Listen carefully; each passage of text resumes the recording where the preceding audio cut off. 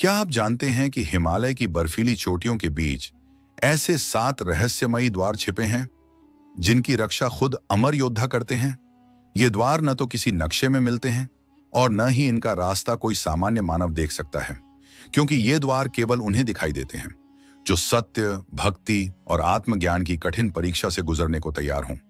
एक युवा शोधकर्ता की खोज ने इस गुप्त रहस्य की परतें खोलनी शुरू की हैं। लेकिन सवाल यह है, क्या वह इन 7 दिव्य द्वारों को पार कर पाएगा या किसी ऐसे सच से टकरा जाएगा जो पूरे मानव इतिहास को हिलाकर रख देगा? यह सिर्फ एक कथा नहीं, यह आत्मा के पुनर्जन्म की यात्रा है। तो क्या आप तैयार हैं हिमालय के 7 रहस्यों से पर्दा उठाने के लिए? हिमालय के 7 रहस्यमयी द्वार सनातन संस्कृति का सबसे गुप्त अध्याय।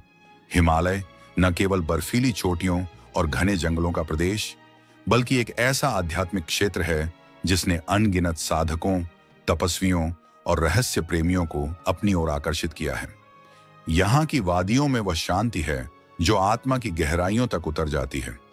हिंदू धर्म ग्रंथों के अनुसार हिमालय कोई साधारण पर्वत नहीं, बल्कि देवताओं का निवास स्थल है। यहाँ जीवन और मृत्यु के रहस्य समय से परे किसी और ही आयाम में छिपे हुए हैं। इन्हीं पहाड़ों के बीच एक कथा दबी पड़ी है, 7 दिव्य द्वारों की कथा, जो केवल उन विशिष्ट आत्माओं तक पहुंचती है जो सच्चे अर्थों में त्याग, भक्ति और सत्य के पथ पर अग्रसर हैं। इन 7 द्वारों का वर्णन कुछ प्राचीन रहस्यमय ग्रंथों में किया गया है, लेकिन ये गुफाएं या द्वार केवल भौतिक नहीं हैं, ये आत्मा की परख है। हर द्वार एक गहरा सत्य अपने भीतर छिपाए हुए है और उसकी रक्षा करते हैं 7 अमर प्रहरी: हनुमान, अश्वत्थामा, विभीषण, कृपाचार्य, परशुराम, राजा बलि और ऋषि मार्कंडेय। इन रक्षकों का उद्देश्य स्पष्ट है, इन शक्तिशाली द्वारों का ज्ञान और ऊर्जा किसी भी गलत हाथ में न जाए। एक शोधकर्ता की रहस्यमयी यात्रा आज के युग में, जहां विज्ञान ने अंतरिक्ष की दूरियों को नाप डाला है, वहीं कुछ ऐसे प्रश्न हैं जिनके उत्तर विज्ञान से परे हैं। ऐसे ही प्रश्नों ने एक युवा इतिहासकार और शोधकर्ता आदित्य को बेचैन कर रखा था। प्राचीन ग्रंथों के रहस्यों को समझने में उसे हमेशा रुचि रही है, लेकिन एक दिन उसके हाथ एक अति दुर्लभ और रहस्यमयी पांडुलिपि का अंश लगा, जिसे गुप्त शास्त्र कहा जाता था। हालांकि वह ग्रंथ अधूरा था, मगर जो कुछ उसमें लिखा था वो दुनिया की पूरी परिभाषा को बदलने के लिए पर्याप्त था। उसमें हिमालय के 7 द्वारों का उल्लेख था और साथ ही उनमें प्रवेश की कुंजियों का भी। हर कुंजी एक विशेष गुण जैसे त्याग, निष्ठा, साहस और आत्मज्ञान से जुड़ी हुई थी। आदित्य समझ गया था कि यह कोई साधारण खोज नहीं, यह एक आध्यात्मिक तपस्या है। पहला संकेत: काशीपुर गुप्त शास्त्र में छिपे संकेत आदित्य को एक दूरस्थ पहाड़ी गांव काशीपुर की ओर ले जाते हैं, लेकिन वहां के ग्रामीण बाहरी लोगों को पसंद नहीं करते। उनका विश्वास था कि यह भूमि देवताओं की जागृत भूमि है और इसमें किसी भी बाहरी हस्तक्षेप से विनाश हो सकता है। गांव से थोड़ी दूरी पर एक प्राचीन खंडहरनुमा मंदिर था। उसकी दीवारों पर बनी शिलाएं और चित्र वही थे जो आदित्य ने ग्रंथ में देखे थे। जैसे ही उसने एक शिलालेख पढ़ने की कोशिश की, उसके शरीर में एक अजीब सी कंपन होने लगी, मानो कोई अदृश्य शक्ति उसे रोक रही हो। लेकिन वहीं से उसे पहले द्वार का संकेत मिला। पहली परीक्षा: सत्य की नदी उस द्वार तक पहुंचने के लिए उसे पार करनी थी एक अद्भुत नदी, जिसे सत्य की धारा कहा जाता था। यह कोई सामान्य जलधारा नहीं थी, केवल वही इसे पार कर सकता था जिसका हृदय पूर्ण रूप से निर्मल हो। आदित्य ने ध्यान साधना के बाद जब नदी पार की, तब सामने एक पत्थर की शिला पर एक मंत्र अंकित था। उसे पढ़ते ही उसने एक गहरी शांति का अनुभव किया और तभी प्रकट हुए पहले द्वार के रक्षक अश्वत्थामा। अश्वत्थामा की परीक्षा: आत्मदर्पण। अश्वत्थामा ने गंभीर स्वर में पूछा, क्या तुम सत्य के मार्ग पर चलने को तैयार हो? यदि हां, तो तुम्हें अपने ही भीतर छिपे अंधकार का सामना करना होगा। उनके इशारे पर एक शिला से प्रकाश की आभा निकलने लगी और वह बदल गई एक आत्मदर्पण में। यह दर्पण तुम्हें तुम्हारी सच्चाई दिखाएगा, तुम्हारे दोष, तुम्हारे डर और तुम्हारे भीतर की अच्छाई। आदित्य कांपते हुए उस दर्पण के सामने खड़ा हुआ। उसमें उसने अपने जीवन की तमाम असफलताएं, गलतियां और छिपे भय देखे, लेकिन साथ ही उसमें त्याग, सेवा और सत्य की लौ भी थी। जब दर्पण की चमक मध्यम हुई, एक गूंजती आवाज आई, तुमने पहली परीक्षा उत्तीर्ण कर ली है। पहला द्वार खुलता है। द्वार धीरे धीरे खुला और आदित्य ने प्रवेश किया एक विशाल गुफा में, जहां ब्रह्मांड की उत्पत्ति की कथा दीवारों पर अंकित थी। वहां लिखा था, ब्रह्मांड शून्य से नहीं बल्कि देव ऊर्जा, पंच तत्व और ब्रह्म चेतना के सम्मिलन से बना है। इसे वही समझ सकता है जो अपने भीतर की ऊर्जा से जुड़ चुका हो। जब आदित्य गुफा से बाहर आया, अश्वत्थामा ने उसे आशीर्वाद दिया। तुमने अपने भीतर के सत्य को स्वीकारा है। अब अगला द्वार तुम्हारे इंतजार में है। क्या आदित्य आगे के द्वारों की भी परीक्षा पार कर पाएगा? क्या असुर वंश का रहस्य उसके रास्ते को रोक पाएगा? और इन 7 द्वारों के पीछे छिपा वह अंतिम सत्य क्या है? जानने के लिए जुड़िए इस अद्भुत यात्रा में, क्योंकि यह सिर्फ खोज नहीं, आत्मबोध की राह है। हिमालय अभी भी रहस्य समेटे बैठा है। क्या आप तैयार हैं उसे जानने के लिए? तीसरे द्वार तक आदित्य की रहस्यमय यात्रा, एक नवीन संस्करण। अब तुम्हारी असली यात्रा शुरू होती है। वह आवाज फिर गूंज उठी। दूसरा द्वार पहले से कहीं अधिक कठिन है। वहां केवल वही आगे बढ़ सकता है जो शरीर और आत्मा की गहराइयों को समझ चुका हो। हिमालय की उबड़-खाबड़ ठंडी पगडंडियों पर आदित्य का सफर लगातार आगे बढ़ता रहा। बर्फीली हवाओं ने उसे चारों ओर से घेर लिया था। दूसरे द्वार तक पहुंचने के लिए उसे एक प्राचीन जर्जर मंदिर से होकर गुजरना पड़ा। यह मंदिर अब केवल पत्थरों और इतिहास की परछाइयों में अस्तित्व में था। उसके खंडहरों में धूल और बर्फ की परतों के बीच एक दीवार पर आदित्य की नजर ठहरी, जहां एक खास चिन्ह उकेरा गया था, एक कुंजी जो द्वार तक ले जाने वाले मार्ग का प्रतीक थी। जब आदित्य अंततः दूसरे द्वार तक पहुंचा तो वहां उसका सामना हुआ दूसरे रक्षक विभीषण से। उनका व्यक्तित्व शांत लेकिन रहस्यमय था। उन्होंने सीधे पूछा, क्या तुमने जाना कि आत्मा और शरीर का क्या रिश्ता है? यह द्वार केवल उसी के लिए खुलता है जो जान चुका है कि शरीर आत्मा का केवल साधन है, उसका घर, न कि उसका स्वरूप। यदि यह संतुलन नहीं समझा तो यह द्वार तुम्हारे लिए विनाश का द्वार बन जाएगा।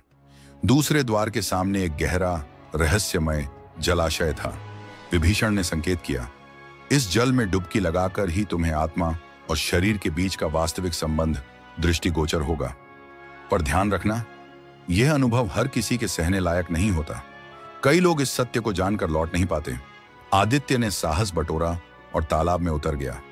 पानी बर्फ सा ठंडा था, लेकिन पारदर्शिता ऐसी थी मानो किसी दूसरे लोक का दरवाजा हो। जैसे ही वह भीतर डूबा, उसे लगा मानो किसी और ही दुनिया में प्रवेश कर गया हो। वहां उसने अपने भीतरी बंधनों को टूटते हुए महसूस किया। उसे यह ज्ञान हुआ कि उसका शरीर मात्र एक माध्यम है और आत्मा असीम, स्वतंत्र और शक्तिशाली है। जब वह बाहर निकला, उसका चेहरा गंभीर लेकिन शांत था। विभीषण ने द्वार खोला और उसके सामने वह लेख प्रकट हुए जिनमें जीवन और मृत्यु के सबसे गहन रहस्य दर्ज थे। लेकिन अभी रास्ता बाकी था। तीसरे द्वार की परीक्षा सबसे कठिन है, विभीषण ने चेताया। यह तुम्हें उस सत्य से रूबरू कराएगा जो केवल कुछ ही समझ पाते हैं, मृत्यु का वास्तविक स्वरूप। लेकिन वहां तक पहुंचने के लिए तुम्हें अपने सबसे गहरे भय से गुजरना होगा। तीसरे द्वार की ओर हिमालय की बर्फीली घाटियों के बीच आदित्य अब तीसरे द्वार की ओर चल पड़ा। उसका हर कदम उसे और अधिक रहस्यमय गहराइयों की ओर ले जा रहा था। रास्ते में उसे एक वीरान घाटी पार करनी थी, जहां चारों ओर केवल बर्फ और एक रहस्यमय सन्नाटा पसरा था। तभी अचानक, जैसे किसी ने बहुत धीमे स्वर में उसका नाम लिया हो, उसने पलटकर देखा, लेकिन वहां कोई नहीं था। उसने खुद को संयमित किया और आगे बढ़ता गया। घाटी पार करने के बाद उसे एक विशाल पत्थर के समीप एक गंभीर शांत व्यक्ति खड़ा दिखाई दिया। ये थे कृपाचार्य, तीसरे द्वार के रक्षक। उन्होंने आदित्य की ओर देखकर कहा, अब तक का तुम्हारा सफर साहस और सत्य की कसौटी पर खरा उतरा है, लेकिन यह द्वार तुम्हारे अस्तित्व के मूल भय की परीक्षा लेगा, मृत्यु की। क्या तुम इसके लिए तैयार हो? आदित्य ने निश्शब्द सिर हिला दिया। भीतर कहीं एक कंपन था, डर का, लेकिन उसे छुपा लिया गया। कृपाचार्य ने अपने हाथ से एक गुफा की ओर इशारा किया, जो अचानक ही धरती से प्रकट हुई। इस गुफा के भीतर तुम्हें अपने जीवन का अंत देखना होगा। तुम समझोगे कि मृत्यु क्या है और क्यों वह अंत नहीं, बल्कि एक परिवर्तन है। लेकिन सावधान रहो, यह अनुभव तुम्हें खो भी सकता है। मृत्यु का साक्षात्कार गुफा के भीतर अंधेरा और गहरा सन्नाटा था, लेकिन जैसे जैसे वह भीतर बढ़ा, सब कुछ बदलने लगा। अचानक वह खुद को अपने बचपन के घर में पाया और सामने थी उसकी मां मुस्कुराते हुए। क्षण भर के लिए लगा मानो वह सचमुच अतीत में लौट आया हो। लेकिन जैसे ही वह इस भाव में डूबा, दृश्य बदलने लगा और वह एक दर्दनाक पल में पहुंच गया। अपने पिता को खोने की घटना में वह खुद को चिल्लाते रोते हुए देख रहा था। इसके बाद एक और दृश्य आया, लेकिन इस बार सबसे भयावह। उसने खुद को मरते हुए देखा। शरीर ठंडा पड़ने लगा, सांसें रुकती हुई सी महसूस हुई। तभी एक अनसुनी आवाज गूंजी, देखो अपनी मृत्यु, यह अंत नहीं, आरंभ है। वह प्रकाश की ओर बढ़ती अपनी आत्मा को महसूस कर सका। एक हल्कापन, एक स्वतंत्रता, एक नई यात्रा की शुरुआत। जैसे ही यह अनुभव समाप्त हुआ, गुफा की दीवारों पर अंकित मंत्र उजाले में चमकने लगे। मृत्यु एक सत्य है, लेकिन उससे आगे का सत्य और भी महान है। जो मृत्यु को समझ लेता है, वही वास्तव में जीवन को जान सकता है। आदित्य ने गहरी सांस ली और गुफा से बाहर निकल आया। अब वह तीसरे द्वार की भी परीक्षा पार कर चुका था। हिमालय की दिव्य यात्रा, चौथा और पांचवां द्वार। आदित्य की आंखों में झलकती समझ को देखकर कृपाचार्य मुस्कुराए। तुमने मृत्यु के यथार्थ को पहचान लिया है, उन्होंने शांत स्वर में कहा। अब तुम्हारे पथ का अगला चरण तुम्हारी प्रतीक्षा कर रहा है। तीसरे द्वार का अनुभव आदित्य के भीतर गूंजता रहा। उसने पहली बार यह महसूस किया कि मृत्यु केवल अंत नहीं, आत्मा की मुक्ति का प्रवेश द्वार है। मगर उसे यह भी झांक था कि अगली चुनौती इससे कहीं अधिक कठिन होगी। कृपाचार्य ने संकेत दिया, तुम्हें अब एक खतरनाक पर्वतीय दर्रे को पार करना होगा। वह द्वार समय और स्थान की दीवारों को तोड़ता है, और यह केवल उन सीकर्स के लिए खुलता है जो इन सीमाओं से परे देख सकते हैं। हिमालय की बर्फीली हवाओं में लिपटा आदित्य आगे बढ़ा। हर कदम के साथ उसे एहसास हुआ कि ये द्वार केवल बाहर के रहस्यों को नहीं, बल्कि उसकी आत्मा की गहराइयों को भी उजागर कर रहे हैं। दर्रे की ओर बढ़ते हुए आदित्य के सामने एक विशाल काली खाई आ खड़ी हुई। इस खाई की गहराई में एक भयानक अंधकार था, ऐसा अंधकार जो अंतहीन था। उसके भीतर एक अनजानी ऊर्जा थी, रहस्यमयी और भयावह। तभी एक अनसुनी आंतरिक आवाज गूंजी, यहां से आगे बढ़ने के लिए तुम्हें अपनी सबसे बड़ी रुकावट छोड़नी होगी। आदित्य ने खुद से पूछा, क्या है मेरी सबसे बड़ी रुकावट? और उत्तर उसके भीतर से ही आया, भय। वह समझ गया कि यह खाई उसी डर का प्रतीक है जिसे वह वर्षों से ढोता आया है। हर कदम पर जब उसने अपने भीतर के भय को छोड़ा, खाई संकुचित होती गई, जैसे डर के साथ उसका अस्तित्व भी मिट रहा हो। अंततः वह उस पार पहुंच गया। वहां एक भव्य पत्थर का द्वार खड़ा था, जिस पर प्राचीन श्लोक और जटिल प्रतीक खुदे हुए थे। द्वार के रक्षक के रूप में परशुराम खड़े थे, तेजस्वी और गंभीर। उन्होंने कहा, यह द्वार उनके लिए है जो समय और स्थान के भ्रम को भेद चुके हैं। क्या तुम तैयार हो उस सत्य को समझने के लिए जहां समय एक माया है और स्थान एक सीमा? आदित्य ने सिर झुकाकर सहमति दी। परशुराम ने अपनी फरसा उठाई और द्वार के केंद्र पर प्रहार किया। ध्वनि हुई और पत्थर का विशाल द्वार धीरे धीरे खुल गया। उसके भीतर फैला प्रकाश आंखों को चौंका देने वाला था। जैसे ही आदित्य ने भीतर कदम रखा, उसने स्वयं को एक अजीब संसार में पाया, जहां न समय था, न दिशा, न दिन, न रात। सभी अनुभव एक शून्य में तैरते प्रतीत हो रहे थे। वह स्वयं को अपने बचपन में देख रहा था, माता पिता के साथ खेलता हुआ। फिर अचानक वह वर्तमान में लौट आया, हिमालय की बर्फीली पहाड़ियों पर अकेला चलता हुआ। और फिर भविष्य, एक विशाल महानगर में खड़ा, लोगों से घिरा हुआ, पर भीतर से अकेला। एक आकाशवाणी सी आवाज गूंजी, समय और स्थान केवल मानसिक सीमाएं हैं, जो इनके पार देखता है वही सत्य को जान सकता है। अचानक ही वह फिर उसी द्वार के पास था। परशुराम बोले, तुमने वह जान लिया है जो काल और दिशा से परे है। अब तुम अगली यात्रा के योग्य हो। आदित्य के भीतर एक अद्भुत शांति थी। उसने जान लिया था कि समय की धारणा केवल मनुष्य का भ्रम है और स्थान केवल एक भौतिक अनुभूति। उसने प्रण किया, इन अनुभवों का उपयोग मैं केवल अपने लिए नहीं, संपूर्ण मानवता के लिए करूंगा। अब उसकी यात्रा अगले द्वार की ओर थी, पांचवा द्वार, प्रकृति और पंचतत्वों का रहस्य। परशुराम ने कहा, अगला द्वार सृष्टि के मूल में छिपे तत्वों का उद्घाटन करेगा, पृथ्वी, जल, अग्नि, वायु और आकाश। लेकिन यह मार्ग तुम्हें आत्मा और प्रकृति के बीच के संवाद को समझाने के लिए है। हिमालय की गहराइयों में उतरते हुए आदित्य का मार्ग उसे एक घने रहस्यमयी जंगल की ओर ले गया। यह कोई साधारण वन नहीं था, यह प्रकृति का जीवंत रूप था। पेड़ की शाखाएं जैसे उसे स्पर्श कर संदेश देती थीं, हवा में बहता संगीत किसी अनकही भाषा में उसकी आत्मा से बात कर रहा था।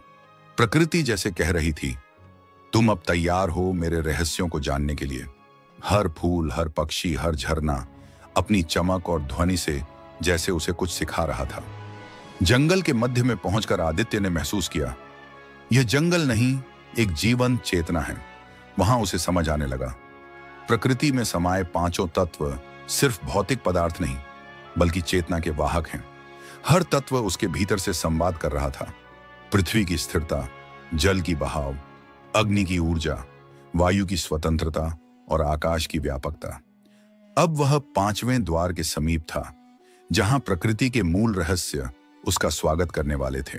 हिमालय के छठे रहस्य द्वार की ओर बढ़ता आदित्य पेड़ अचानक झुकने लगे और धरती पर एक रहस्यमयी प्रकाश की लहरें फैलने लगीं। ऐसा लग रहा था जैसे प्रकृति स्वयं उसे पांचवें द्वार की ओर खींच रही हो। तभी उसकी दृष्टि एक अद्भुत वृक्ष पर पड़ी, इतना विशाल कि मानो उसमें एक पूरी सृष्टि समाई हो। इस वृक्ष के चारों ओर गंगा जल की धारा बह रही थी और उसके नीचे बैठे थे उस द्वार के रक्षक श्री हनुमान। हनुमान के मुख पर गंभीरता थी, पर उनकी आंखों से दया और प्रेम झलक रहा था।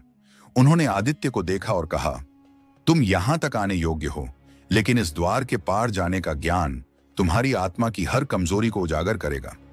पंच तत्व वायु, जल, अग्नि, पृथ्वी और आकाश के रहस्यों को जानने के लिए तुम्हें अपने भीतर की हर रुकावट को हराना होगा।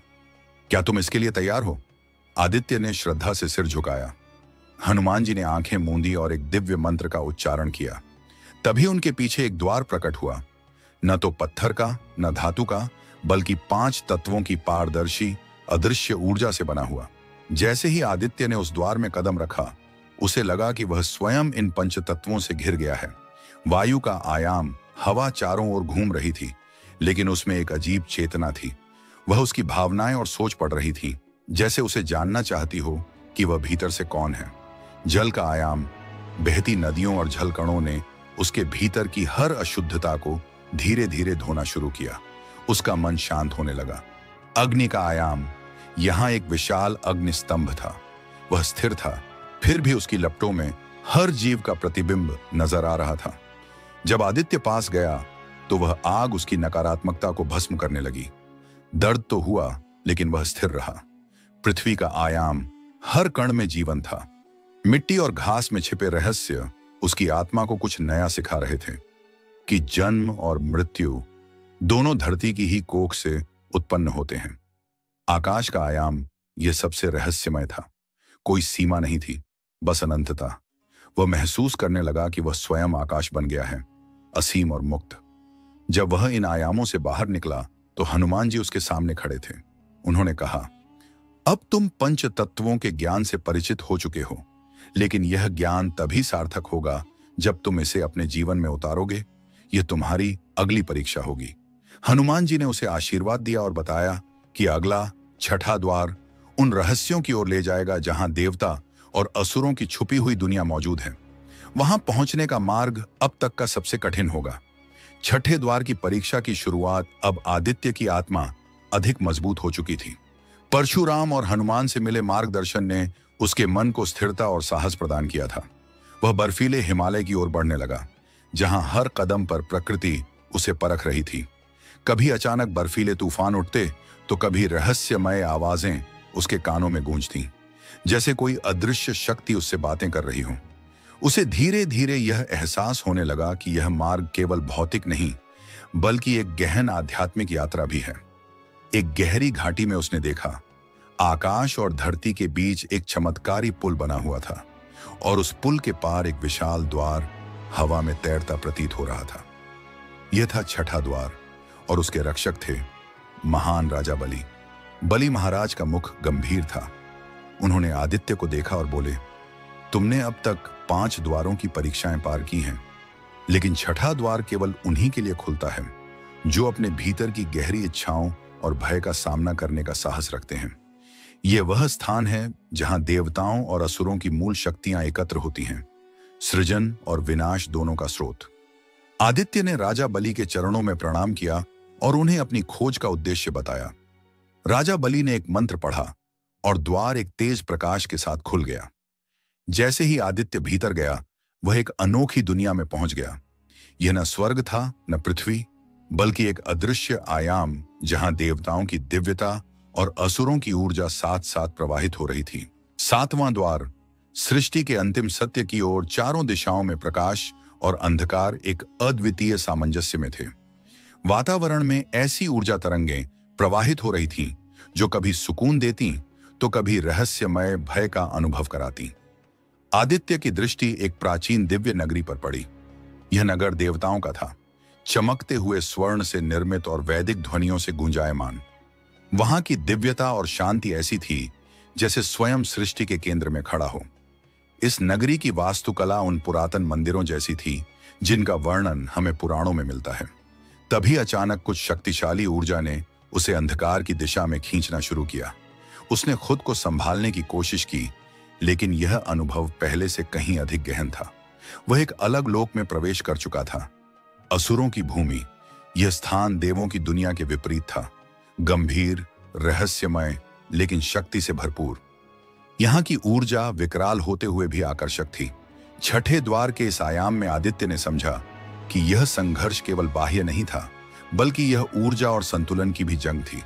देवता जहां सृजन और संरक्षा के प्रतीक थे, वहीं असुर परिवर्तन और विनाश के प्रतिनिधि थे। तभी एक गंभीर और प्रभावशाली स्वर उसकी चेतना में गूंजा। यह थे असुर राज बलि। उन्होंने कहा, यह आयाम तुम्हें यह सिखाने आया है कि सृष्टि में दोनों शक्तियां, सकारात्मक और नकारात्मक, एक दूसरे के बिना अधूरी हैं। इनका टकराव नहीं, बल्कि संतुलन ही ब्रह्मांड की नींव है। यह सुन आदित्य की चेतना एक नई दिशा में जागृत हुई। उसके सामने दो मार्ग प्रकट हुए। एक देवताओं की ओर जो शांति और दिव्यता से भरा था, दूसरा असुरों की दिशा में जो संघर्ष और बल का प्रतीक था। मगर आदित्य ने दोनों में से कोई भी मार्ग नहीं चुना। उसने भीतर से एक आवाज सुनी, मैं इस सृष्टि के संतुलन को नहीं तोड़ना चाहता, मैं दोनों को समझना चाहता हूं, क्योंकि दोनों आवश्यक हैं। उसके इस विचार के साथ ही दोनों मार्ग आपस में मिल गए और एक नई दिशा खुल गई, सातवें और अंतिम द्वार की ओर। छठे द्वार से प्राप्त यह ज्ञान आदित्य को एक गहरी समझ दे गया कि जीवन और ब्रह्मांड को केवल अच्छे या बुरे से नहीं समझा जा सकता। देवता और असुर केवल प्रतीक हैं, सृजन और विनाश, प्रकाश और अंधकार के, और यह संतुलन ही सृष्टि की सबसे गूढ़ व्यवस्था है। राजा बलि ने आशीर्वाद दिया, तुम्हारी सहनशीलता और विवेक तुम्हें अंतिम सत्य तक पहुंचाएंगे। लेकिन याद रखो, यह यात्रा तुम्हारे भीतर के अज्ञान को हटाने और ब्रह्म सत्य को प्रकट करने के लिए है। आदित्य ने उन्हें नमन किया और सातवें द्वार की ओर बढ़ चला। अब उसके मन में कोई द्वंद्व नहीं था। 5 अमर रक्षकों से प्राप्त शिक्षाएं और छठे द्वार का अनुभव उसे पूर्ण रूप से बदल चुका था। उसे यह समझ में आ गया था कि प्रत्येक द्वार केवल रहस्य को प्रकट करने का माध्यम नहीं है, बल्कि आत्मज्ञान की ओर एक गहराई से भरी यात्रा भी है। लेकिन सातवां द्वार सबसे जटिल और रहस्यमय था। वह हिमालय की बर्फीली गहराइयों में स्थित था, जहां न कोई मार्ग था, न कोई संकेत। अब आदित्य केवल अपने अंतर्मन की शक्ति के सहारे आगे बढ़ रहा था। जैसे जैसे वह आगे बढ़ता, वातावरण भी बदलता गया। बर्फीली हवाएं शांत होने लगी। एक ऐसी रहस्यमयी ध्वनि उसके चारों ओर गूंजने लगी, जैसे समय और स्थान अब उसके लिए महत्वहीन हो गए हों। और फिर उसने देखा, एक विराट, अद्भुत द्वार उसके सामने था। यह कोई सामान्य द्वार नहीं था, यह प्रकाश से बना था, जीवंत प्रतीत होता था, जैसे यह स्वयं चेतना से जुड़ा हो। इसके चारों ओर वैदिक मंत्रों की दिव्य ध्वनि गूंज रही थी और आकाश में AUM की नाद जैसे पूरी सृष्टि में फैल रही थी। उस द्वार के ठीक सामने खड़े थे 7वें अमर आत्मा महर्षि मार्कंडेय। उनके मुख पर गहरी शांति और कालजयी गंभीरता थी। उन्होंने आदित्य की ओर देखा और बोले, तुमने 6 द्वारों की परीक्षा पूरी कर ली है। अब समय है अंतिम सत्य से साक्षात्कार का। हिमालय का 7वां द्वार, अंतिम सत्य की परीक्षा अब सामने था। 7वां द्वार, एक ऐसा रहस्य जो धर्म और अधर्म के अंतिम निर्णय से जुड़ा था। लेकिन इस बार निर्णय किसी आर्षि या देवता का नहीं था। यह निर्णय आदित्य को स्वयं लेना था। यह द्वार केवल उन्हीं साधकों के लिए खुलता है जो सत्य, निष्पक्षता और त्याग के मार्ग पर अडिग रहने का साहस रखते हैं। मार्कंडेय ऋषि ने गंभीर स्वर में कहा, इस द्वार के उस पार केवल सत्य नहीं, उत्तरदायित्व भी छिपा है। यदि तुम इसे पार करते हो तो तुम सृष्टि के चक्र में एक निर्णायक हस्तक्षेप करोगे। सोच समझकर निर्णय लेना। जैसे ही आदित्य ने द्वार को पार किया, वह स्वयं को एक असीम शून्यता में खड़ा हुआ महसूस करने लगा। वहां ना तो आकाश था, ना पृथ्वी, केवल एक गहराई थी जो उसके मन की परतों तक पहुंच रही थी। प्रकाश और अंधकार का ऐसा संतुलन उसने पहले कभी महसूस नहीं किया था। अचानक उस दिव्य शून्य में दो विराट आकृतियां प्रकट हुईं। एक प्रकाशित थी, शांत और तेजोमय, धर्म का प्रतीक। दूसरी अंधकारमय, गूंजती हुई भय और चुनौती से, अधर्म की प्रतिनिधि। उन्होंने एक स्वर में कहा, अब निर्णय तुम्हारा है, धर्म की विजय हो या अधर्म की। यह निर्णय सिर्फ तुम्हारे भीतर की चेतना पर निर्भर करेगा, क्योंकि यही सृष्टि की दिशा तय करेगा। आदित्य मौन था। बाहर की आवाजें अब फीकी लगने लगी थी। उसने आंखें बंद की और भीतर उतर गया। उसे समझ आया, धर्म सिर्फ अच्छा होना नहीं है और अधर्म सिर्फ बुरा नहीं। धर्म वह है जो सृष्टि को संतुलन में रखे और अधर्म वह जो उस संतुलन को तोड़कर फिर नए सृजन की भूमिका तैयार करे। मार्कंडेय की गूंजती आवाज आई, सृष्टि में अच्छाई और बुराई दोनों ही आवश्यक हैं। जो इनके अस्तित्व के उद्देश्य को समझ ले, वही सच्चा मार्गदर्शक होता है। आदित्य ने आंखें खोली और उत्तर दिया, मैं किसी की हार या जीत नहीं चाहता। मैं केवल सृष्टि के संतुलन की रक्षा करूंगा। धर्म और अधर्म दोनों का सम्मान करूंगा, क्योंकि दोनों एक दूसरे के पूरक हैं। यह कहते ही सातवां द्वार प्रकाश से भर गया। एक नई चेतना, एक नई दृष्टि आदित्य में जाग उठी। अब वह समझ चुका था, सृष्टि का सबसे बड़ा रहस्य यही है कि हर घटना, हर शक्ति और हर जीव धर्म और अधर्म दोनों के संतुलन का हिस्सा है। सृजन और विनाश, जीवन और मृत्यु, ये विपरीत नहीं, बल्कि एक ही चक्र के दो अंग हैं। मार्कंडेय ने आशीर्वाद देते हुए कहा, तुमने वह ज्ञान पाया है जो युगों में किसी एक को मिलता है। अब यह तुम्हारी जिम्मेदारी है कि इस ज्ञान का उपयोग केवल लोक कल्याण के लिए हो। आदित्य अब सिर्फ एक खोजकर्ता नहीं था, वह सच्चाई का संरक्षक बन चुका था। उसने पीछे मुड़कर हिमालय को देखा और उसकी आंखों में अब जिज्ञासा नहीं, एक ठोस संकल्प था। उसने तय किया कि वह इन रहस्यों को आम लोगों से छिपाए रखेगा, लेकिन उनका उपयोग करेगा मानवता को सही दिशा देने के लिए। क्योंकि सच्चा धर्म केवल ज्ञान प्राप्त करना नहीं, उसे सही समय पर सही जगह उपयोग में लाना है। इस प्रकार 7 द्वारों की यह यात्रा न केवल एक रहस्यपूर्ण कथा थी, बल्कि धर्म, अधर्म और ब्रह्मांडीय संतुलन को समझने की एक गहन साधना थी। आदित्य की यह गाथा हमें याद दिलाती है कि सृष्टि का हर कण, हर घटना एक बड़े उद्देश्य की पूर्ति कर रही है। कैलाश पर्वत एक ऐसा रहस्यमय स्थान जिसे समझ पाना आज भी इंसान के लिए असंभव है। ऐसा माना जाता है कि कोई भी इंसान आज तक इस पर्वत की चोटी तक नहीं पहुंच सका। लेकिन क्या यह पूरी सच्चाई है?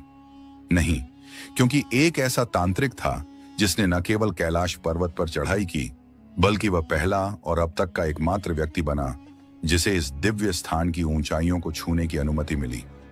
आज हम बात करेंगे तिब्बत के एक भयानक और रहस्यमयी तांत्रिक की, जिसने अपनी तंत्र शक्तियों से एक पूरे गांव को तबाह कर दिया, 80 से अधिक लोगों की जान ली, फिर भी उसे कैलाश पर्वत की पवित्र ऊंचाइयों तक पहुंचने का वरदान मिला। आखिर ऐसा कैसे हुआ? और जब वह तांत्रिक कैलाश की चोटी से वापस लौटा, तो उसने ऐसा कुछ बताया जिसे सुनकर तिब्बत की धरती कांप उठी। उसने जो अनुभव साझा किया, उसने लोगों की सोच ही बदल दी। यहां तक कि उस खूंखार तांत्रिक को लोग ईश्वर का अवतार मानने लगे। यह कहानी है मिलारेपा की, एक ऐसा इंसान जो अंधकार से चलकर प्रकाश की ओर आया, जिसने काला जादू सीखा, जीवन में तबाही मचाई और फिर आत्मज्ञान के मार्ग पर चलते हुए महान संत बना। आज हम जानेंगे कि कैसे मिलारेपा बना एक खतरनाक तांत्रिक, कैसे उसने अपना जीवन बदला और कैलाश पर्वत पर आखिर उसने ऐसा क्या देखा जिसने उसका जीवन ही नहीं, पूरे तिब्बत का विश्वास बदल डाला। 11वीं शताब्दी के उत्तरार्ध में तिब्बत के दक्षिणी भाग में एक छोटे से गांव में एक बालक का जन्म हुआ जिसका नाम था थोपन। बाद में यही बालक मिला रेपा नाम से प्रसिद्ध हुआ। उसका बचपन सुख शांति और स्नेह से भरा था। वह अपने माता पिता का इकलौता पुत्र था और उसकी एक छोटी बहन भी थी। पारिवारिक जीवन खुशियों से भरा हुआ था, लेकिन जैसा कि कहा जाता है, समय कभी स्थिर नहीं रहता, और यही हुआ। जब मिला रेपा मात्र 7 वर्ष का था, तभी उसके पिता की अचानक मृत्यु हो गई। मृत्यु से पहले पिता ने एक वसीयत लिखी थी जिसमें चाचा चाची को यह जिम्मेदारी दी गई थी कि जब तक मिला बड़ा न हो जाए वे उसकी मां और परिवार की देखरेख करें और संपत्ति की रक्षा करें। लेकिन पिता की चिता ठंडी भी नहीं हुई थी कि चाचा चाची ने अपना असली रूप दिखा दिया। उन्होंने सारी संपत्ति हड़प ली और मिला रेपा व उसकी मां और बहन को नौकर बनाकर रख दिया। जिस घर में कभी खुशियां थीं, वहीं अब आंसुओं और अपमान का राज था। मिला रेपा की मां ने अपने बेटे से वादा किया, एक दिन वो इन अत्याचारों का बदला जरूर लेगी। और यही बना तंत्र की ओर उसके जीवन का पहला कदम। कभी जिन रिश्तों में अपनापन था, अब वही रिश्ते उनके लिए एक कैद खाना बन चुके थे। जिनकी जिंदगी कभी सम्मान से भरी थी, अब वे अपमान और दरिद्रता के अंधेरे में डूब चुके थे। मिला रेपा की मां, जो कभी गांव में एक प्रतिष्ठित महिला मानी जाती थीं, आज अपमान और पीड़ा का जीवन जीने को मजबूर थीं। समाज की चुप्पी उन्हें अंदर तक तोड़ चुकी थी। उन्होंने अपनी छिनी हुई संपत्ति को बार बार पाने की कोशिश की, लेकिन हर प्रयास असफल रहा। गांव के लोगों ने अन्याय देखा, पर किसी ने आवाज नहीं उठाई। एक दिन टूटी हुई उम्मीदों के बीच उन्होंने कठोर निर्णय लिया। उन्होंने अपने बेटे मिला रेपा से कहा, शायद हम अपना सब कुछ वापस न ला पाएं, लेकिन जो हमें तबाह कर गए उन्हें हम भी चैन से जीने नहीं देंगे। बदला जरूर लेंगे। ये शब्द मिला रेपा के जीवन की दिशा बदलने वाले थे। बदले की आग उनके हृदय में जल उठी थी।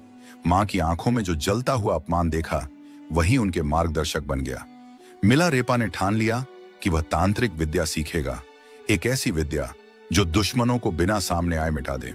इस तलाश में वह पहुंचे अपने अंतिम गुरु के पास, युंग, एक ऐसा भयावह तांत्रिक जिनकी सिद्धियां लोक और परलोक दोनों में विख्यात थीं।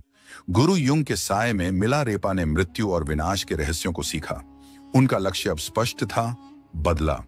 उन्होंने ऐसे मंत्रों को सिद्ध किया जिससे वह प्रकृति को अपने आदेशों पर चला सकें।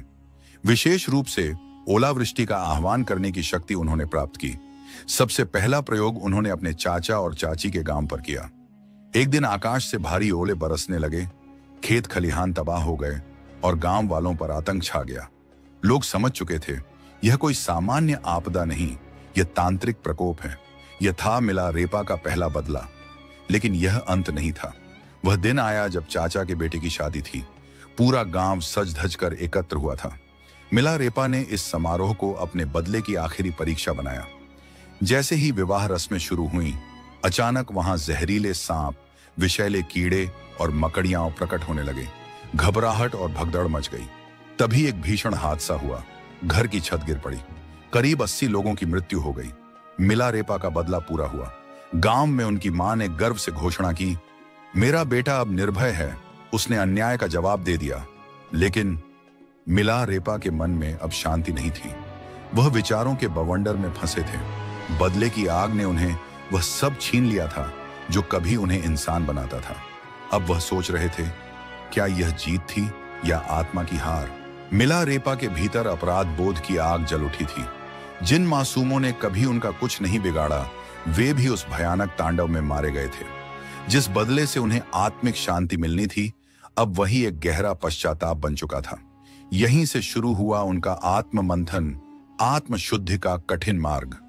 इसी समय उनकी भेंट हुई एक बौद्ध लामा से, जिन्होंने उन्हें सुझाव दिया कि वह महान गुरु मारपा की शरण में जाएं। गुरु मारपा केवल एक साधक नहीं, बल्कि भारत से ज्ञान की अमूल्य निधि लेकर आए हुए एक संत हैं, जिन्होंने तिब्बत में बौद्ध धर्म की कई पवित्र शिक्षाओं का अनुवाद किया था। उनकी बुद्धिमत्ता और करुणा की ख्याति दूर दूर तक फैली थी। जब मिला रेपा गुरु मारपा के गांव पहुंचे, तो उनका स्वागत किसी संत की तरह नहीं, बल्कि एक कठोर परीक्षा से हुआ। गुरु मारपा जानते थे कि सच्चे ज्ञान की प्राप्ति केवल तप, त्याग और आत्मशुद्धि से ही संभव है। उन्होंने मिल रेपा को भयंकर श्रम की साधना में झोंक दिया। कभी ऊंचे पहाड़ों से भारी पत्थर लाना, तो कभी उन्हें दुर्गम स्थानों तक पहुंचाना। हर दिन की यह कठिन तपस्या भले शरीर को थका देती, लेकिन आत्मा को एक एक कर सभी पुराने दोषों से मुक्त कर रही थी। धीरे धीरे मिलरेपा ने गुरु की शिक्षाओं को न केवल सुना, बल्कि जीवन में उतारना शुरू किया। उनकी साधना अब सिर्फ शक्ति के लिए नहीं, आत्मा के शुद्धिकरण के लिए थी। गुरु मारपा की कठिन परीक्षाओं ने उन्हें एक नए मोड़ पर ला खड़ा किया, जहां शक्ति से अधिक करुणा और तंत्र से अधिक आत्मज्ञान का महत्व था। साधना के वर्षों बाद मिलारेपा ने बौद्ध धर्म के गूढ़ तत्वों को आत्मसात किया। उन्होंने अपने अतीत के पापों को स्वीकारा और उनके लिए गहन प्रायश्चित किया। अब वे वही तांत्रिक नहीं रहे जो विनाश की राह पर थे। अब वे एक संत बन चुके थे, जिनके अंदर ज्ञान, करुणा और आत्म शांति का प्रकाश था। यहीं से शुरू होती है उनके जीवन की अगली और अद्भुत यात्रा, कैलाश पर्वत की ओर। तिब्बत में स्थित कैलाश पर्वत न केवल हिंदू धर्म, बल्कि बौद्ध, जैन और बोन धर्मों में भी पवित्र माना जाता है। शिव पुराण, स्कंद पुराण और मत्स्य पुराण जैसे कई ग्रंथों में कैलाश खंड के रूप में इसकी महिमा का वर्णन मिलता है। मान्यता है कि यही भगवान शिव का दिव्य निवास है, जहां वे अपने परिवार और गणों के साथ साक्षात रहते हैं। मिलारेपा ने 1093 ईस्वी में इस रहस्यमयी पर्वत की यात्रा शुरू की। यह यात्रा सिर्फ एक भौतिक चढ़ाई नहीं थी, बल्कि आत्मा के उच्चतम शिखर तक पहुंचने की कोशिश थी। यात्रा के दौरान उन्हें भेंट हुई एक और विलक्षण आत्मा से, नरोबाण नामक एक प्रसिद्ध बौद्ध प्रचारक। नरोबाण ने मिलारेपा को एक चुनौती दी। जो पहले कैलाश पर्वत की चोटी तक पहुंचेगा, वही सच्चा साधक कहलाएगा। अब यह सिर्फ एक चढ़ाई नहीं थी, यह एक आध्यात्मिक दौड़ थी, जो न केवल शरीर की ताकत बल्कि आत्मा की गहराई की परीक्षा लेने वाली थी। जो भी कैलाश पर्वत की चोटी तक पहुंचेगा, उसे इस पवित्र धाम पर आध्यात्मिक अधिकार प्राप्त होगा। यह कोई साधारण चुनौती नहीं थी, बल्कि एक आध्यात्मिक युद्ध की घोषणा थी। नरोबान जी ने तुरंत ही पर्वत की कठिन चढ़ाई शुरू कर दी। वे निरंतर आगे बढ़ते रहे, बर्फीले तूफानों और तीव्र हवाओं को चीरते हुए। दूसरी ओर मिलारेपा कुछ समय के लिए ध्यान मुद्रा में स्थिर हो गए, जैसे वह पर्वत की आत्मा से संवाद कर रहे हों। जब नरोबान जी चोटी के समीप पहुंचे, तभी सूर्य की पहली किरण उनके चेहरे पर पड़ी। यह कोई साधारण प्रकाश नहीं था। वह किरण इतनी तीव्र, इतनी तेजस्वी थी कि उनकी आंखें झपकने लगीं और वे पीछे हटने को मजबूर हो गए। इसी क्षण मिलारेपा ध्यान से उठे और बिना किसी अवरोध के चोटी की ओर बढ़ चले। अंततः वे नरोबान जी से पहले कैलाश की चोटी पर पहुंच गए। यह केवल शारीरिक विजय नहीं थी, यह मिलारेपा की आत्मिक शक्ति और सिद्धियों की विजय थी। यह पर्वतारोहण एक रहस्य बन गया, एक आध्यात्मिक लीला। चोटी पर पहुंचकर मिलारेपा ने कुछ ऐसे अनुभव किए जिन्हें शब्दों में पिरोना असंभव है। उन्होंने कहा, कैलाश पर्वत साधारण मानव के लिए नहीं है, यह स्वयं महादेव का निवास है। यहां आकर चढ़ाई करना शिव की तपस्या में विघ्न डालने जैसा पाप है। मिलारेपा का यह संदेश आज भी कैलाश यात्रियों के लिए एक चेतावनी है। केवल वही यहां चढ़ने का प्रयास करें जो आत्मा की गहराइयों में उतर चुके हों, जिन्होंने साधना की चरम सीमाएं छू ली हों। एक और रहस्य यह है कि कैलाश पर्वत की तलहटी में समय की गति सामान्य नहीं है। ऐसा कहा जाता है कि यहां एक दिन धरती के 1 माह के बराबर होता है। अर्थात यहां यदि आप एक दिन रुकें तो आपके शरीर पर 1 महीने का असर दिखेगा। वैज्ञानिक भाषा में इसे फास्ट एजिंग कहा जाता है, यानी शरीर की कोशिकाएं अत्यधिक तेजी से क्षरण करती हैं। उदाहरण के लिए, यदि सामान्यतः 1 महीने में नाखून 4 बार काटने पड़ते हैं, तो यहां एक ही दिन में 4 बार काटने की जरूरत पड़ सकती है। कैलाश की इस दिव्य यात्रा के बाद मिलारेपा की साधना एक नए शिखर पर पहुंच गई। उन्होंने आत्मज्ञान की वो ऊंचाइयां छू लीं जहां से जीवन और मृत्यु का भेद मिट जाता है। उन्होंने अपने शिष्यों को भी ध्यान, तपस्या और गूढ़ विद्याओं की शिक्षा दी, ताकि वे भी आत्मा की रोशनी में प्रवेश कर सकें। इन्हीं आध्यात्मिक उपलब्धियों के बाद शुरू हुआ उनके जीवन का अंतिम अध्याय। एक दिन उन्हें एक ग्रामीण विवाह समारोह में आमंत्रित किया गया। उनके स्वागत के लिए एक विशेष आसन सजाया गया। उसी समारोह में एक धनवान पंडित भी उपस्थित था, जो मिलारेपा की ख्याति से ईर्ष्या करता था। तैयारियों को देखकर हर कोई चकित था। जब मिलरेपा ध्यानमग्न मुद्रा में उस आसन पर बैठे, तो वहां उपस्थित एक घमंडी पंडित ने व्यंग्य से कहा, इस भिक्षु के लिए इतनी भव्य तैयारी, क्या यह मुझसे बड़ा ज्ञानी है? पंडित सीधे मिलरेपा के पास आया और अहंकार में डूबे स्वर में बोला, मैंने सुना है कि तुम बहुत ज्ञानी हो, तो इन ग्रंथों को पढ़कर साबित करो कि तुम्हारा ज्ञान कितना गहरा है। मिलरेपा ने शांत स्वर में उत्तर दिया, सच्चा ज्ञान किताबों से नहीं, अनुभव और आत्म साक्षात्कार से आता है, इसलिए मैं इन सांसारिक पुस्तकों को नहीं पढ़ता। पंडित हंसा और बोला, मैं जानता था कि तुम यही कहोगे, मैं तो तुम्हारा सच सामने लाने ही आया हूं। वह बदतमीजी से बोलने लगा, जिससे उपस्थित लोग असहज हो गए। कुछ लोगों ने उसे रोकने की कोशिश की, लेकिन वह और अधिक क्रोधित होकर वहां से चला गया। उसके भीतर अब ईर्ष्या और द्वेष की आग जल उठी थी। उसने बदले की भावना से एक षड्यंत्र रचा, मिलरेपा की हत्या का। एक गरीब महिला को लालच देकर उसने कहा, अगर तुम मिलरेपा को यह विष मिला दही खिला दो तो मैं तुम्हें हीरे का हार दूंगा और शादी का वादा भी करता हूं। लालच में आकर वह महिला विष भरा दही लेकर मिलरेपा के पास पहुंची, लेकिन जैसे ही मिलरेपा ने उसे देखा, वे मुस्कुराए और बोले, मैं यह दही अवश्य खाऊंगा, पर पहले वह हीरे का हार तो ले आओ, क्योंकि शादी का वादा तो केवल एक झूठ है। महिला डर के मारे लौट गई और पंडित को सब कुछ बता दिया। तब पंडित ने हार उसे सौंपा और फिर से भेजा। इस बार वह हार लेकर आई और मिलरेपा ने मुस्कुराकर वह विषयुक्त दही स्वीकार कर लिया। जैसे ही उन्होंने दही खाया, महिला रोते हुए उनके चरणों में गिर पड़ी और क्षमा मांगने लगी। मिलरेपा ने स्नेह से कहा, डर मत, मेरा समय पूरा हो गया है। यह केवल देह का अंत है, आत्मा का नहीं। वह महिला जो एक षड्यंत्र का हिस्सा बनी थी, अब मिलरेपा की शिष्या बन गई। मिलरेपा ने अपने सभी शिष्यों को एकत्र किया और कहा, मैं शीघ्र ही इस शरीर को त्यागने वाला हूं। मेरे अंतिम संदेश को सुनने स्वयं देवगण भी प्रतीक्षा कर रहे हैं। आकाश से पुष्पों की वर्षा होने लगी, सुगंधित हवाएं बहने लगीं और दिव्य संगीत गूंजने लगा। ऐसा प्रतीत हो रहा था मानो स्वयं सृष्टि उन्हें विदा देने आई हो। अब आइए जानते हैं कुछ अनसुने तथ्य मिलरेपा के बारे में। मिलरेपा का अर्थ है कॉटन क्लैड, यानी सूती वस्त्र धारण करने वाला। वे सदा एक पतले सफेद वस्त्र में लिपटे रहते, जिसे रेपा कहा जाता है। यहां तक कि कठोर सर्दियों में भी वे ऐसा ही वस्त्र पहनते थे। उनकी तपस्या इतनी गहन थी कि बर्फीली गुफाओं में केवल बिच्छू घास खाकर जीवित रहे। इसी कारण कई चित्रों में उन्हें हरी त्वचा वाला दर्शाया गया है। मिलरेपा ने हिमालय की पवित्र चोटियों, झीलों और गुफाओं में साधना करते हुए 1 लाख से अधिक गीतों की रचना की थी। ये गीत उनके आत्मबोध, ध्यान और अनुभव की गाथाएं हैं, जो आज भी साधकों को राह दिखाते हैं। तो यह थी संत मिलरेपा की प्रेरणादायक गाथा, जो सिखाती है कि सच्चा ज्ञान न किताबों में है न पद में, वह तो आत्मा की गहराइयों से प्राप्त होता है। अपने विचार हमें कमेंट में जरूर बताएं। मिलते हैं जल्द ही एक नए प्रेरणादायक वीडियो में। जय हिंद, जय भारत। कैलाश पर्वत, एक अनसुलझा रहस्य जो विज्ञान की समझ से भी परे है। कैलाश पर्वत एक ऐसा स्थान जो सदियों से रहस्यों में डूबा हुआ है। यहाँ की कहानियां सिर्फ पौराणिक ग्रंथों तक ही सीमित नहीं हैं, बल्कि आधुनिक विज्ञान भी इस पर्वत के रहस्यों को समझने में असमर्थ है। साल 2001 में चीन सरकार ने कुछ ऐसा देखा जिसने उन्हें कैलाश पर्वत पर चढ़ाई करने पर सख्त प्रतिबंध लगाने के लिए मजबूर कर दिया। आखिर वह क्या रहस्य था जिसने चीन को इतना बड़ा कदम उठाने पर मजबूर कर दिया? क्यों इस पर्वत की चोटी तक कोई नहीं पहुंच सकता?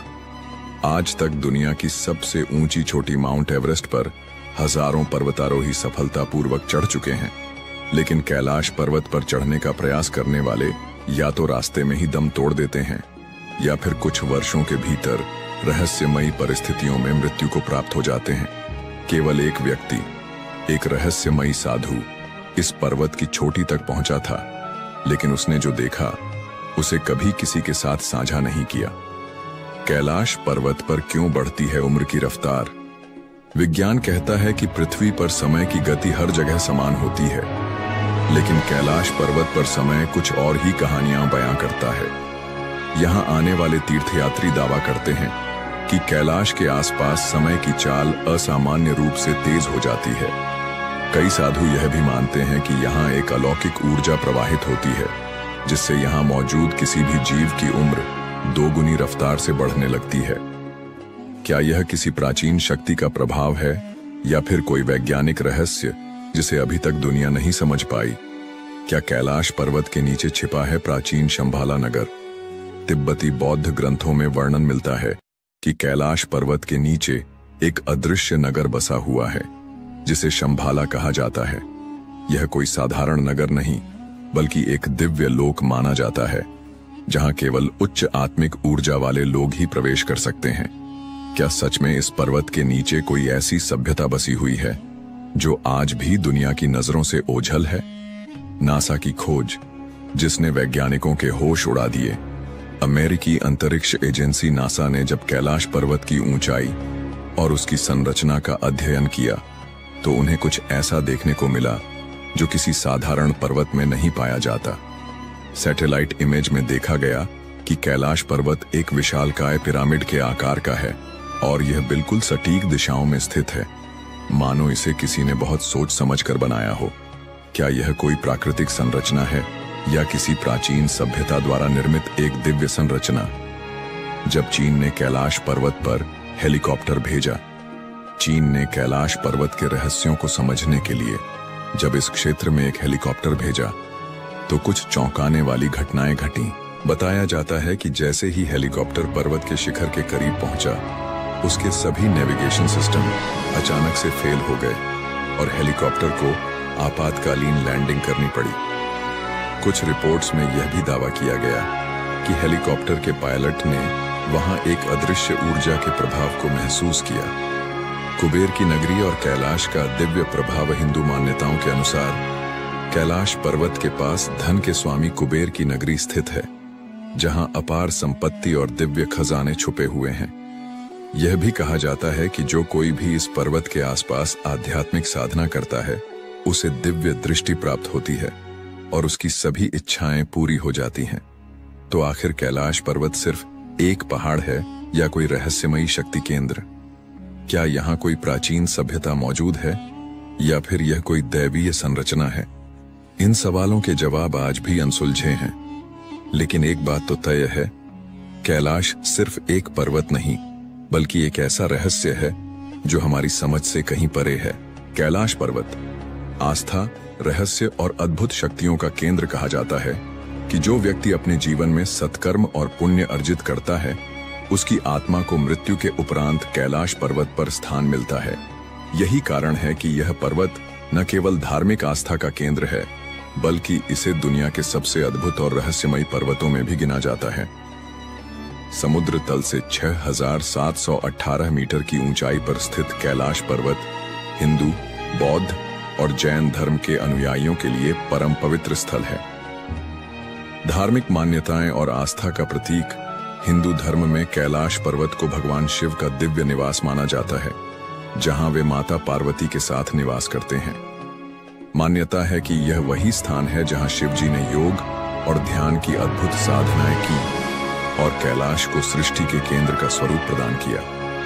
बौद्ध धर्म के अनुयायी मानते हैं कि परम आनंद के प्रतीक बुद्ध डेमचौक चक्र संवर इस पर्वत के अधिष्ठाता देव हैं। वहीं जैन धर्म में इसे अष्टापद पर्वत के नाम से जाना जाता है, जहां प्रथम तीर्थंकर भगवान ऋषभदेव ने निर्वाण प्राप्त किया था। इन मान्यताओं के कारण कैलाश पर्वत को सिर्फ एक पर्वत नहीं बल्कि आध्यात्मिक ऊर्जा का केंद्र माना जाता है। क्या कैलाश पर्वत वास्तव में एक प्राचीन पिरामिड है? साल 1999 में रूस के एक प्रसिद्ध खोजकर्ता अर्नेस्ट मुल्दाशिफ और उनकी टीम ने कैलाश पर्वत के रहस्यों को जानने के लिए एक रोमांचक यात्रा की।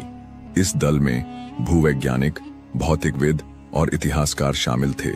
उन्होंने कैलाश पर्वत के आसपास कई महीने बिताए और वहां की रहस्यमयी गतिविधियों का अध्ययन किया। मुल्दाशिफ ने अपनी किताब where do we come from में इस यात्रा के अनुभवों का उल्लेख किया, जिसमें उन्होंने दावा किया कि कैलाश पर्वत वास्तव में एक प्राचीन मानव निर्मित पिरामिड हो सकता है, जो हजारों साल पहले किसी उन्नत सभ्यता द्वारा बनाया गया था। उनके अनुसार यह पर्वत अनेक छोटे छोटे पिरामिडों से घिरा हुआ है और एक विशेष ऊर्जा केंद्र के रूप में कार्य करता है। कैलाश पर्वत के भीतर से आती अजीब आवाजें। इस शोध दल ने बताया कि जब वे रात के समय पर्वत के पास रुके तो उन्होंने महसूस किया कि पहाड़ के भीतर से एक अजीब तरह की फुसफुसाहट और पत्थरों के गिरने की आवाजें आ रही थीं। ऐसा प्रतीत होता था जैसे पर्वत के अंदर कोई छिपा हुआ संसार हो। एक रात जब मुल्दा शिफ और उनके साथी विश्राम कर रहे थे, उन्होंने स्पष्ट रूप से पत्थरों के खिसकने और किसी के चलने जैसी आवाजें सुनी। यह एक अविश्वसनीय अनुभव था जिसने उन्हें यह सोचने पर मजबूर कर दिया कि क्या कैलाश पर्वत वास्तव में किसी गुप्त शक्ति या अलौकिक जीवों का निवास स्थान है। समय की गति में विचित्र परिवर्तन। कैलाश पर्वत के आसपास समय भी अपनी गति बदल लेता है। यहाँ आने वाले कई यात्रियों ने पाया कि उनके बाल और नाखून असामान्य रूप से तेजी से बढ़ने लगते हैं। जहाँ आमतौर पर बाल और नाखून बढ़ने में हफ्तों का समय लगता है, वहीं कैलाश पर्वत के निकट मात्र 2 दिनों में ही बाल और नाखून काफी बड़े हो जाते हैं। वैज्ञानिकों का मानना है कि यह कैलाश क्षेत्र की विशेष चुंबकीय ऊर्जा के कारण हो सकता है, जो शरीर की कोशिकाओं की वृद्धि दर को बढ़ा देती है। लेकिन इस रहस्य का अब तक कोई ठोस वैज्ञानिक प्रमाण नहीं मिल पाया है। कैलाश पर्वत एक अनसुलझी पहेली। कैलाश पर्वत को लेकर कई कथाएं और दावे किए जाते हैं, लेकिन अब तक कोई भी वैज्ञानिक या खोजी दल इसके रहस्यों की गहराई तक नहीं पहुंच पाया है। यह स्थान सिर्फ एक पर्वत नहीं, बल्कि अध्यात्म, चमत्कार और अनसुलझे रहस्यों का अद्भुत संगम है। तो क्या कैलाश पर्वत वास्तव में भगवान शिव का निवास स्थान है? क्या यह कोई प्राचीन पिरामिड है, या फिर यहाँ कोई ऐसी अलौकिक शक्ति छिपी हुई है जिसे आज तक कोई नहीं समझ पाया? कैलाश पर्वत एक दिव्य रहस्य। जब आप कैलाश पर्वत के पवित्र क्षेत्र में प्रवेश करते हैं तो ऐसा महसूस होता है जैसे आसमान में कोई विमान उड़ रहा हो। लेकिन ध्यान से सुनने पर यह ध्वनि किसी साधारण गड़गड़ाहट जैसी नहीं लगती। यह ध्वनि कभी डमरू के नाद जैसी प्रतीत होती है, तो कभी AUM की पवित्र गूंज के समान। वैज्ञानिक इसे एक प्राकृतिक घटना मानते हैं और कहते हैं कि यह ध्वनि संभवतः बर्फ के पिघलने से उत्पन्न होती है। लेकिन क्या यह सिर्फ एक संयोग है, ध्वनि या दिव्य संकेत? वहां जाने वाले कई साधक और यात्री मानते हैं कि यह कोई साधारण प्राकृतिक ध्वनि नहीं, बल्कि एक दिव्य संकेत है। ऐसा कहा जाता है कि कैलाश पर्वत की अत्यंत शक्तिशाली ऊर्जा और उसकी आध्यात्मिक तरंगें इस ध्वनि को जन्म देती हैं। तिब्बती ग्रंथों में भी उल्लेख मिलता है कि इस पर्वत के आसपास एक अदृश्य कंपन रहता है, जो केवल साधना में लीन योगियों को अनुभव होता है।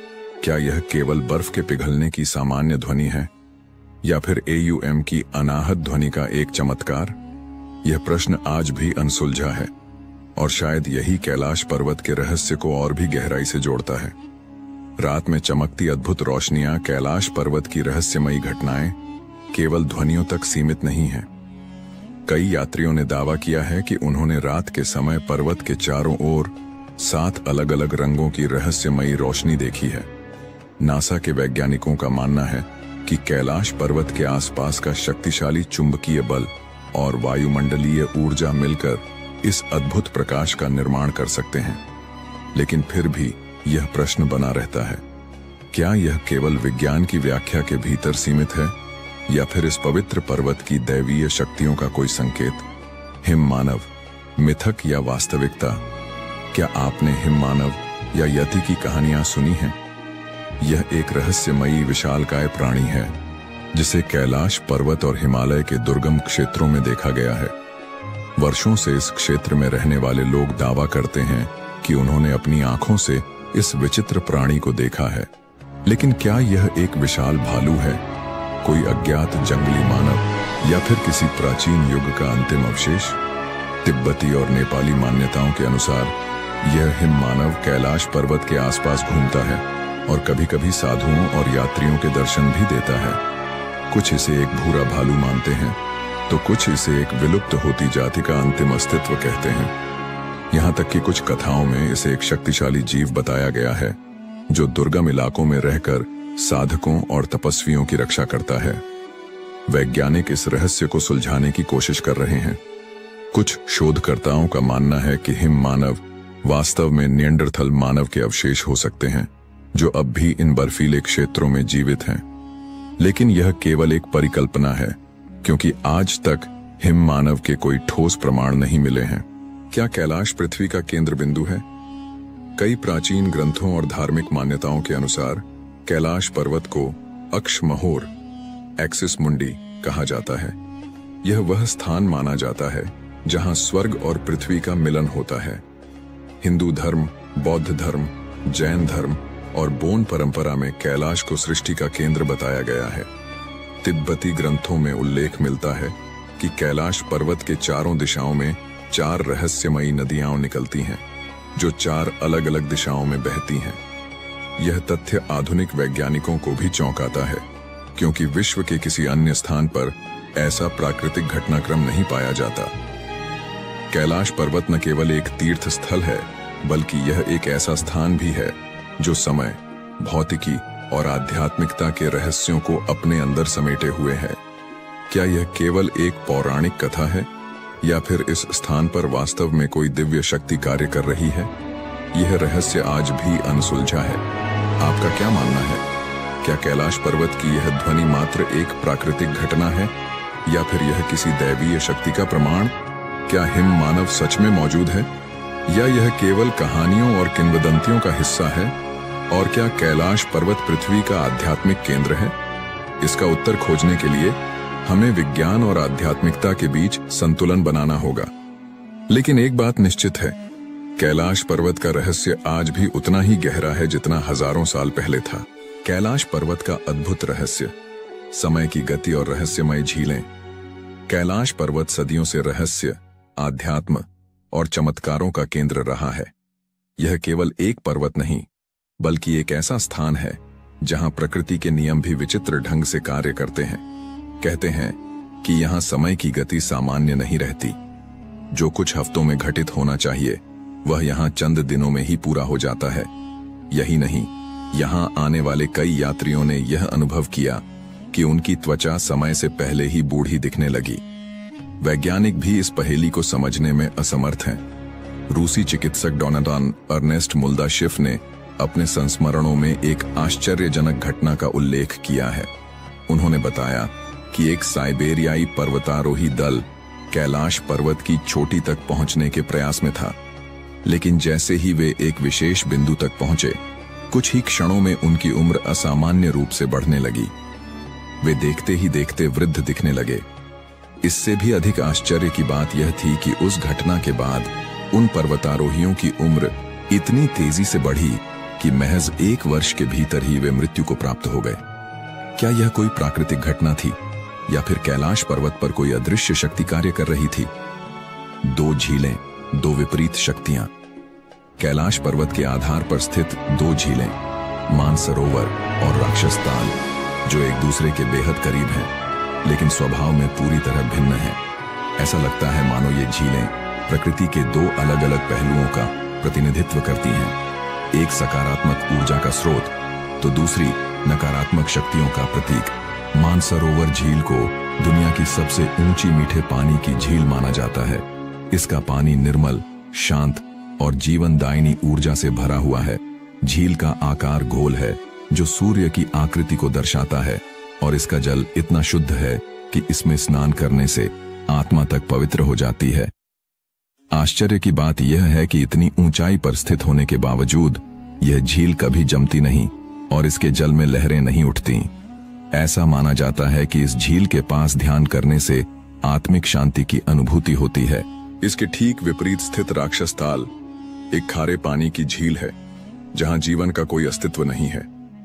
यह हमेशा अशांत रहती है, जैसे किसी दैवीय क्रोध या रहस्यमय शक्ति से ग्रसित हो। पौराणिक कथाओं के अनुसार यह झील रावण से जुड़ी हुई है। कहा जाता है कि कैलाश पर्वत पर भगवान शिव की तपस्या करने से पहले रावण ने इसी झील में स्नान किया था।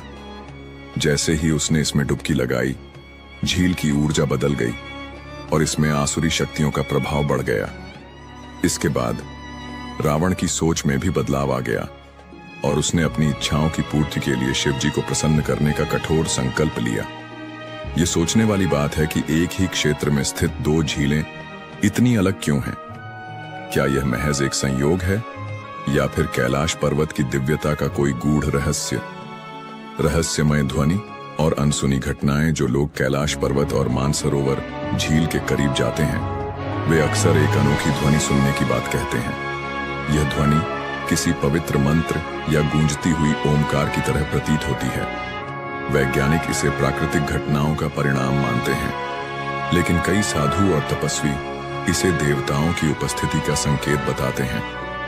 इसके अलावा कुछ तीर्थयात्रियों ने यह भी दावा किया है कि जब वे कैलाश पर्वत की परिक्रमा कर रहे थे तो उन्होंने रहस्यमय छायाओं और प्रकाश पुंजों को देखा। कुछ लोगों का मानना है कि यह देवताओं का निवास स्थान है, जहां आम मनुष्यों का पहुंचना संभव नहीं। क्या कैलाश पृथ्वी पर एक दिव्य लोक है? कई विद्वानों और आध्यात्मिक गुरुओं का मानना है कि कैलाश पर्वत केवल एक भौगोलिक संरचना नहीं, बल्कि एक दिव्य लोक है। यहाँ ब्रह्मांड की ऊर्जाएं कार्यरत हैं, जो साधारण मानव इंद्रियों से परे हैं। इस स्थान का रहस्य समय की गति में विचित्र बदलाव और दो झीलों की अद्भुत भिन्नता यह सिद्ध करती है कि कैलाश पर्वत केवल एक पर्वत नहीं, बल्कि स्वयं एक चमत्कारी शक्ति है। आपका क्या मानना है? क्या कैलाश पर्वत सच में एक अदृश्य शक्ति का केंद्र है, या यह महज हमारी कल्पना का हिस्सा है? रहस्यमय कैलाश पर्वत, जहां विज्ञान भी चौंक जाता है। कैलाश पर्वत, जिसे भगवान शिव का दिव्य निवास कहा जाता है, सदियों से आस्था, रहस्य और अध्यात्म का केंद्र बना हुआ है। इस पवित्र पर्वत पर चढ़ाई करने की अंतिम कोशिश वर्ष 2001 में हुई थी, जब चीन ने अपनी ओर से स्पेन की एक पर्वतारोही टीम को इसकी चोटी तक पहुंचने की अनुमति दी थी।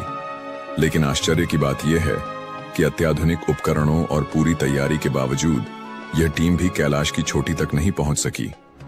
ऐसा कहा जाता है कि यह केवल एक पर्वत नहीं, बल्कि एक दैवीय शक्ति का केंद्र है, जहां साधारण मानव के लिए प्रवेश करना संभव नहीं। इसी मान्यता के चलते चीन ने भी इस पर्वत पर चढ़ाई करने पर पूरी तरह से प्रतिबंध लगा दिया। क्यों है कैलाश पर्वत अद्भुत? कैलाश हमें यह याद दिलाता है कि दुनिया में कुछ चीजें इंसानी दायरे से बाहर होती हैं। केवल भौतिक शक्ति से इस पर्वत को जीतना संभव नहीं, बल्कि यहां पहुंचने के लिए आध्यात्मिक ऊर्जा और परम चेतना की आवश्यकता होती है। शायद यही कारण है कि आज तक कोई भी इसकी चोटी पर पैर नहीं रख सका। कैलाश की रहस्यमयी छाया, स्वस्तिक और AUM का प्रकट होना, कैलाश पर्वत पर घटने वाली कुछ घटनाएं विज्ञान को भी चुनौती देती हैं। जब सूर्य इस पर्वत के पीछे ढलता है तो इसकी छाया में एक अद्भुत स्वस्तिक का प्रतीक उभरता है। यह वही स्वस्तिक है जिसे हिंदू धर्म में शुभता और समृद्धि का प्रतीक माना जाता है। यह दृश्य ऐसा प्रतीत होता है जैसे भगवान शिव और सूर्यदेव के बीच कोई आध्यात्मिक संवाद स्थापित हो रहा हो। इसके अलावा जब कैलाश पर्वत पर बर्फ गिरती है तो उसकी संरचना से दक्षिण दिशा से देखने पर AUM, ओम का दिव्य चिन्ह उभरता है। यह वही AUM है जो ब्रह्मांड की आदिशक्ति और चेतना का प्रतीक माना जाता है। इस दृश्य को देखकर ऐसा लगता है मानो स्वयं प्रकृति और आध्यात्मिकता का संगम इस पर्वत पर सजीव हो उठा हो। क्या कैलाश पर्वत स्वर्ग की सीढ़ी है? प्राचीन ग्रंथों में कहा गया है कि कैलाश पर्वत केवल एक पर्वत नहीं, बल्कि स्वर्ग और पृथ्वी के बीच एक पवित्र धुरी है। रामायण के अनुसार रावण ने इस पर्वत पर स्वर्ग तक पहुंचने के लिए एक सीढ़ी बनाने का प्रयास किया था। हालांकि भगवान शिव की कृपा से यह प्रयास असफल रहा। महाभारत में भी इसका उल्लेख मिलता है, जहां पांडव और द्रौपदी मोक्ष प्राप्ति के लिए कैलाश पर्वत की ओर बढ़ते हैं। यह माना जाता है कि जो भी इस पर्वत के रहस्यों को समझने और आत्मसात करने में सफल होता है, वह जन्म मृत्यु के चक्र से मुक्त होकर परम धाम की ओर चला जाता है। क्या कैलाश एक ऊर्जा स्तंभ है? कुछ वैज्ञानिकों का मानना है कि कैलाश पर्वत केवल एक साधारण पर्वत नहीं, बल्कि एक ऊर्जा स्तंभ, एनर्जी एक्सिस है, जिससे एक अदृश्य कंपन, वाइब्रेशनल फ्रीक्वेंसी निकलता है। कुछ लोगों का तो यह भी दावा है कि कैलाश पर्वत के पास पहुंचने पर समय का एहसास बदलने लगता है।